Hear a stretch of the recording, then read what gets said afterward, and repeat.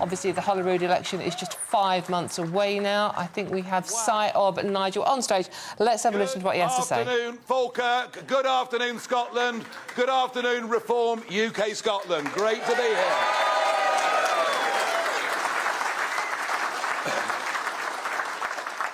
And that reception was remarkable. I thought you'd just beaten Brazil in the World Cup. You never know, it might happen. It might happen. It could just be that Reform, rising in the polls, brings back a sense of renewed national self-confidence here in Scotland. And that's what it needs. Now, Martin Green has been our Scottish organiser for the last few years. He said to me, a few years ago, we couldn't get 20 people in a room. And here we are now, sold out at 750, and some people unable to come because we were so full. But to organise an event like this, you need a venue, and you need people on side to help you. And I want to say a massive thank you on my behalf, on our behalf, to the McDonald family for sponsoring us today. And Donald, please stand up. Come on. Come on. Come on.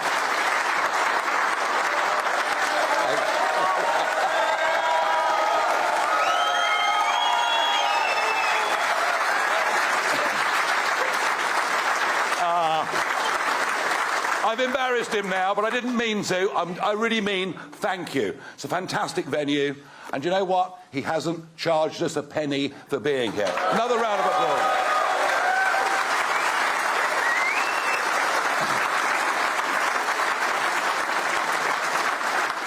Now, our once great nation, the United Kingdom, is in very great trouble. We are in economic decline. We are in social decline. We are even, I think, frankly, in moral decline. And those problems here in Scotland, due to appalling political leadership, the chronic problems the United Kingdom has are even more acute in Scotland today, and we have to face up to that. Now, I could do what all the others do. I could spend the next 10 minutes slagging off the other parties. I could tell you that the SNP care more about Gaza than Glasgow. I could tell you the Conservative Party have lost the will to fight. I could tell you that Labour are in free fall, and deservedly so.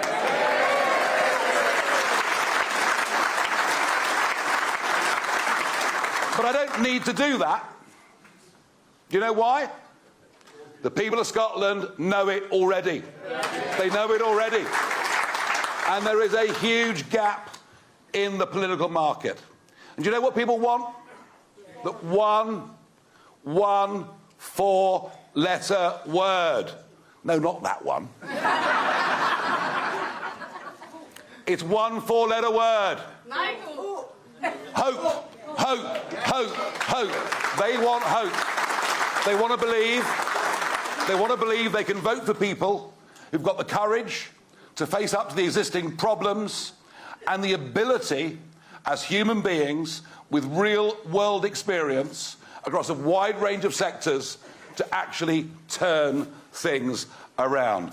And I know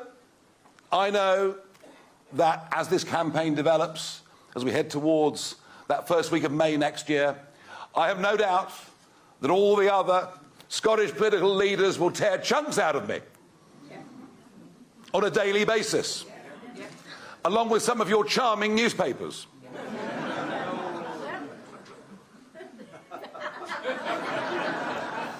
Do you know something? I'm not going to return the compliment. We know the failures that have happened here. We know that since devolution, Scotland has got poorer, weaker, crime is worse. I'm not here to play a political game of Punch and Judy with the others. We're going to ignore them. We're going to do our own thing. We're going to go out and sell to the Scottish people a manifesto based on hope, based on making people's lives better. We are the positive party of change and of hope.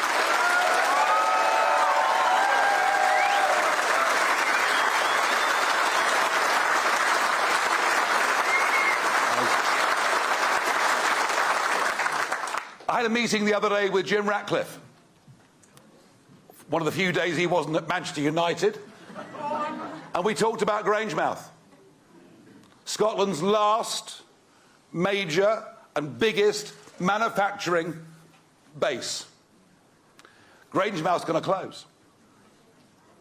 And Jim is going to invest £3 billion of money in America. Not because he wants to, but because national and Scottish government policies have now given us the highest industrial energy prices in the whole of the world. And you can't make ships, you can't make steel, you can't make chemicals, you can't refine, you can't make cement, you can't do any of these things if you have the highest industrial energy price in the world. But this argument, and it's one that Richard Tice and I have been making for years, it's been difficult. You see, politicians today don't believe in God, have no concept of the Judeo-Christian roots upon which the entirety of our civilization has been built.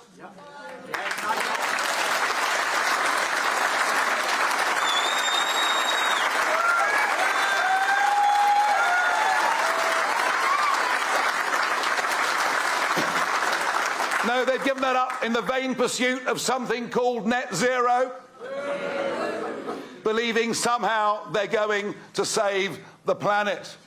And they're all as bad as each other. It was the Conservatives that put tax on North Sea oil and gas profits up to 75%. And now under Rachel Reeves, that distinguished former Bank of England economist,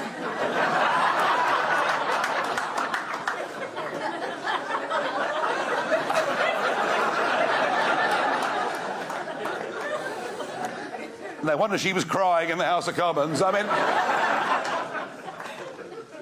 and Reeves has put it up to 78%. Oil and gas exploration is a risky game.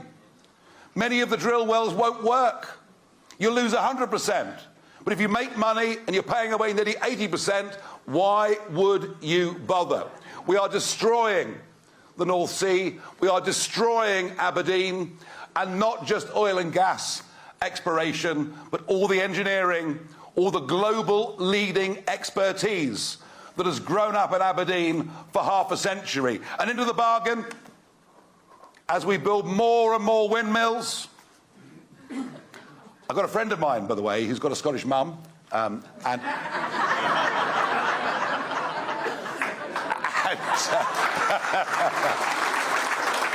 come on, wake up at the back. He, of course, loathes them, but we've gone down this route of wind energy. We give Scottish landowners £250,000 a year, £300,000 a year to put windmills on their land. And who pays the bill? You. You. Over the last 20 years, by basically paying an extra 20% on your electricity bills to support this madness.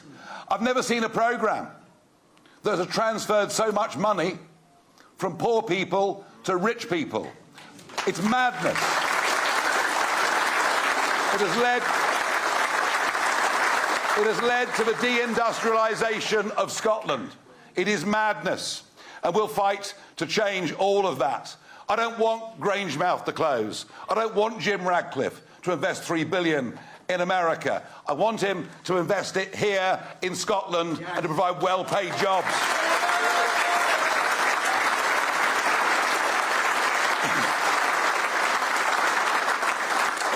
Now, just across the North Sea, we have Norway. Norway are planning 250 new drill sites over the course of the next 10 years. Sensible Norway. But there's one more comparison that I think we should bear, And it's this. Norway has a 200-mile exclusive economic zone for the fish that swim in their waters. Norway has a thriving, absolutely thriving fishing industry. What do we have in Scotland? 12 miles, but really only control to 6. And no British government, no Scottish government actually has the guts to stand up and say, if Norway can do it, if Iceland can do it, if the Faroe Islands can do it, it's about time Scotland did it as well.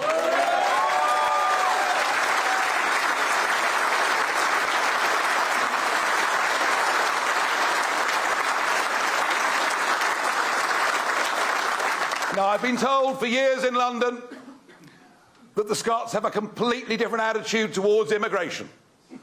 The Scots think open borders are a wonderful idea. Is that right? No! Oh, the media must have this wrong then. Actually, the social attitude survey shows that Scots are equally concerned as people in England, in Wales, in Northern Ireland about the integrity of their communities.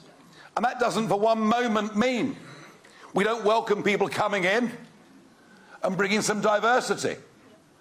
But when I saw that figure earlier this week, that 1 in 3 school kids in Glasgow does not speak English as a first language, you can see what the SNP are doing to the city of Glasgow. And frankly, who voted for this? Nobody. Who voted for the wholesale change of the population of Glasgow and other parts of Scotland? Who voted? Who voted for areas of our cities to literally become unrecognisable from their Scottish backgrounds? The answer, simple, nobody. And Glasgow, the city of sanctuary, well, I'm sorry, but it isn't just the housing, and it isn't just the money. Here in Falkirk, there have been 3 serious sexual assaults in the space of the last week. And I'm sorry, but if you as a country allow young men who come from countries in which women aren't even classed as second-class citizens, and you put them up in 4-star hotels, allow them to work illegally, their attitude towards women is completely different to ours. So the social effects of this are appalling as well. And whilst this may be more of a Westminster issue than it is a Holyrood issue, the fact is the SNP have chosen to put people who come here illegally to the top of the housing list, above that of families in Glasgow and elsewhere who have worked and lived and paid into the system for generations. It is wrong, and it must end.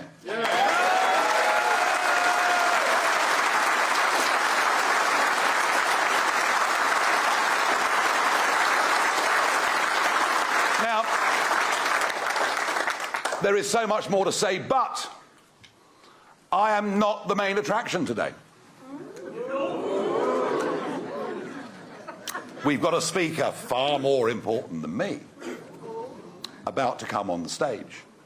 Somebody who I think will have a transformative effect on our party here in Scotland. I love pulling rabbits out of the hat. I love surprising everybody. We agreed this about a month ago, but it hasn't leaked to the media.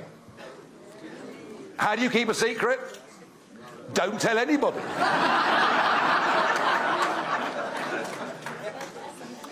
And we've kept this a secret. But I want you, please, to welcome onto the stage a very distinguished man. A man who's been a great success in many things that he's done in his life. He's currently the treasurer of the Conservative Party in Scotland. I don't know how long that position will last. He's also He also sits in the House of Lords as a front bench spokesman for the Conservative Party. So you're about to welcome a Conservative onto the stage. But I suspect... I knew it. I knew it. I knew it. I didn't want him to get booed because he's coming on as a Conservative, but I suspect in a few minutes' time he might just have changed his political allegiance.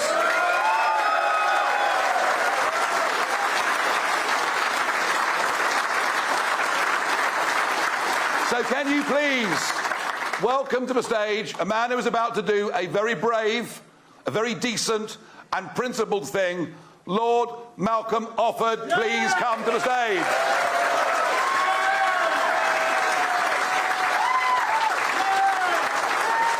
They'd have booed you otherwise. I know, fantastic. Enjoy it. Enjoy it. Very good, mate. Enjoy it. Thank you.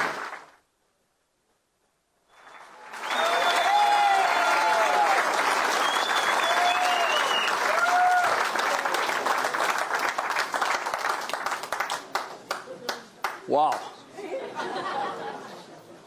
Hello, Reform Scotland. Well done, Malcolm. So I'm Malcolm from Greenock. And I'm delighted to be here in Grangemouth.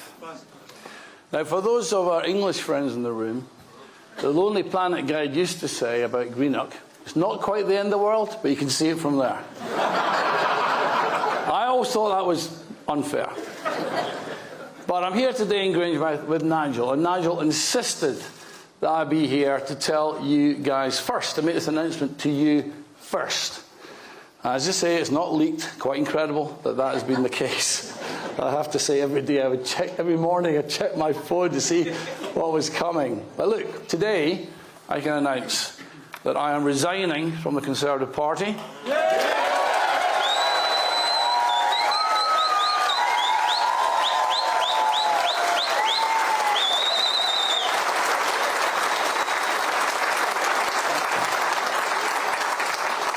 Today I am joining Reform UK.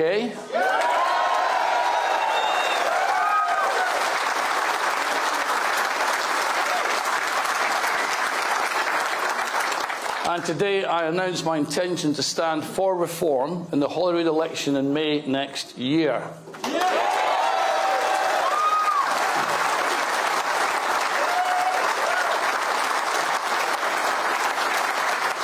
And that means that from today, for the next 5 months, day and night, I shall be campaigning with all of you tirelessly with two objectives. The first objective is to remove this rotten SNP government after 18 years.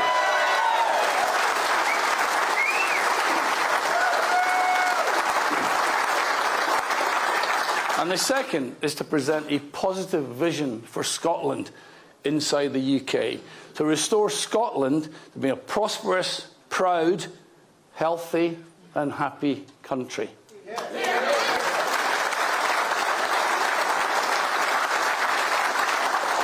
Let me say the SNP have failed to deliver that Scotland.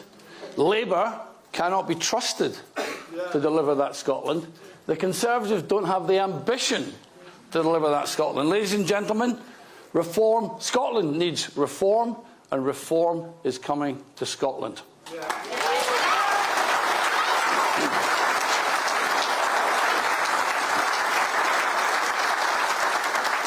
So for some of you wondering who is this guy up on this lectern, a little bit of background on me. So my name is Malcolm Ian Offord, but I sit in the House of Lords with a rather fancy name called Lord Offord of Garville.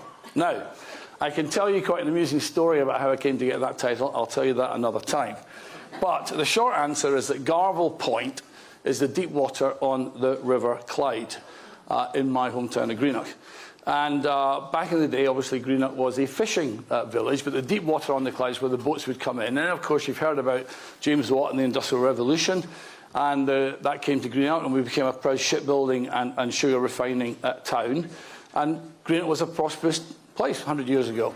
And I was born in a tenement in 33 Bank Street, just behind the Midkirk.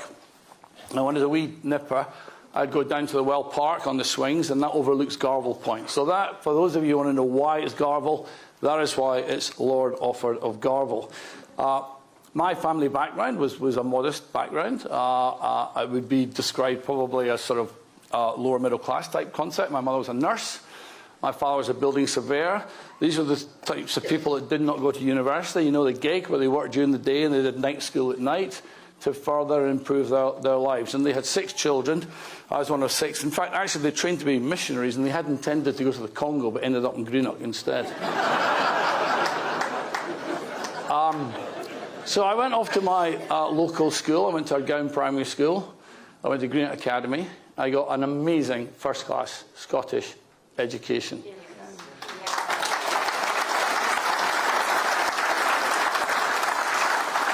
And I remember my headmaster saying to me, right, you've got 2 choices. You either go to Glasgow University or Edinburgh University, and you've got to be either a doctor, lawyer, or an accountant. So that was my choices. Off I went to Edinburgh to read law, and the only thing that convinced me was I didn't want to be a lawyer. And it was good timing, actually, because it was 1980. I graduated in 1986. A big bang had just happened. Obviously, the Thatcher Revolution. The Companies Act in 1981, still the most important act put in place in terms of deregulation in the UK, Nigel Lawson, etc. And I fancied a crack at London. What did Dr. Johnson say? There's no finer sight than a Scotsman on the highway to England. And I fancied my chances there. I went off to London. And I remember I'm going to the Stagecoach. It's a bus station at St Andrews Square. And I was starting work on Monday, 5th of October 1987. And I was going to go down on the Saturday night. I wanted to go down because it was half the price, obviously, going overnight on the Stagecoach. And I remember I had one suitcase, and I had my rugby kit, and I had a letter for a job. And I went up to the lassie in the kiosk and said, I'd like a single ticket, please, overnight to London. And she said, oh, she said, that'll be £1.99. She said, but don't you want a return ticket? That'll be £2.99. I remember saying, I'm not coming back. But I did. I came back to Scotland. I had a good career down in London. One of the things about being down in London was that this was what would be called the sort of classic Scottish, the Scottish brand. What does that mean? What's the Scottish brand mean down in the city? What it meant was basically you were a lad of parts, is sort of the words that used. You're well educated, you're honest, and you're hard working. What a good brand that is, eh?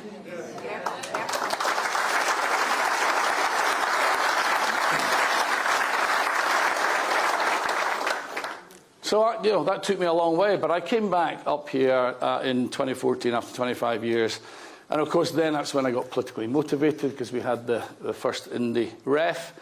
3.6 million people voted in that referendum. Political scientists around the world study that referendum. 85% turnout, the highest turnout of any election except in Australia where it's compulsory to vote.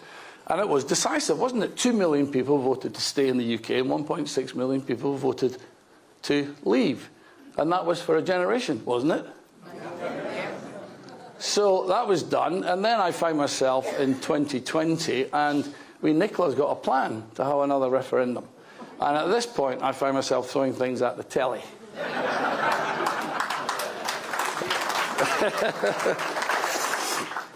And that's when you've got to stand up and say, right, I'm going to do something. So I thought, right, do you know what? I'm going to have a go at this. I'm going to have a go at Hollywood. But it was COVID. And couldn't get out to meet anybody, couldn't get out to leaflet with anybody, couldn't campaign. So it was a bit of a waste of time. So I sat myself down and wrote myself a letter, as you do. And I wrote a wee pamphlet saying, why should Scotland remain inside the UK? And it turned out to be 7 essays, and I got picked up by The Spectator, and I got picked up by CPS, etc., etc. And I got a phone call from Alistair Jack, who was then Secretary of State for Scotland, and he said, Malcolm, I've been following what you're doing. Would you like to come in and help me in the Scotland office? And that came out of the blue. And I said, well, what's the job? And he said, we've got to take on the Nats. And I said, OK, I'm up for that. I'll come and join you. I'll come and join you. So I joined. And, of course, the bit I didn't get was, well, how do I do that? I'm not an MP. And he sort of laughed at me down the phone and said, do you not know? I said, no. He said, we're going to put you in the House of Lords. So that's how that came about. I joined the House of Lords. Quite a bizarre concept. But I was then a minister in the Scotland office, which I have to say at that time was probably the most engaged Scotland office we'd had for 25 years. What happened was basically London, Whitehall, when the devolution settlement was passed in 1999, it was basically devolve and forget. And they basically just didn't get involved in Scottish affairs anymore. And as a result, we then got more engaged. My job was to go and see the 32 local authorities in Scotland. And that's when I discovered something quite interesting, which is that when I spoke to the 32 local authorities, I discovered they were very interested in talking to the UK government because we had ideas, ambition, and we had money. And we wanted them to be successful and ambitious in their own communities. And what I discovered was they said, we don't get any of that from Edinburgh. We don't get any of that communication or engagement from the SNP in Edinburgh. I was thinking, this devolution, they call for more power back all the time from London to Edinburgh. When it gets to Edinburgh, it seems to get hoarded. It doesn't seem to get pushed down to local authorities. I remember, lots more stories I can tell you another time, but perhaps the highlight was when I was up in Inverness at the Highland Authority, and they had trouble. Remember, the Corran ferry broke down. And if you're going across, to Strontian, it's only 10 minutes on the ferry, but if not, it's an hour and a half drive, right? And they wanted a bit of help. And I was talking to the leader of the council, who was an SNP man. And the highlight of my little moment was to say, OK, I can help you with some money, but in return, you've got to put a Union flag on the ferry.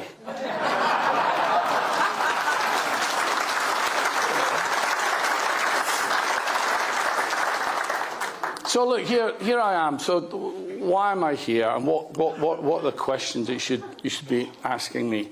And I sort of worked it out in two bits.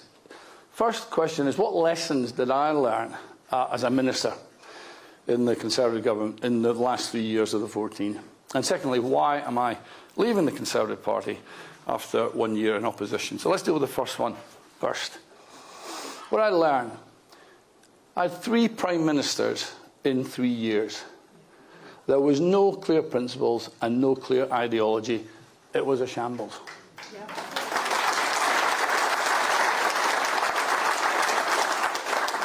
We had career politicians opportunistically working out what they wanted for themselves.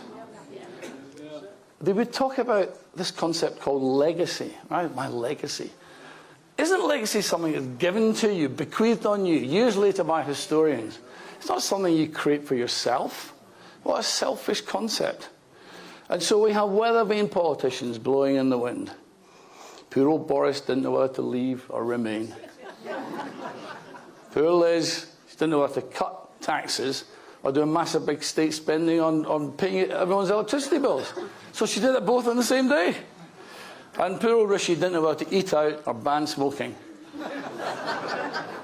And then in the meantime, as I interacted with... Good afternoon. This is the weekend on GB News with Dawn Neeson. If you are just joining us, we are listening to Nigel Farage is addressing the faithful in Falkirk as Reform UK gear up for the Holyrood election campaign, which is happening in May, obviously.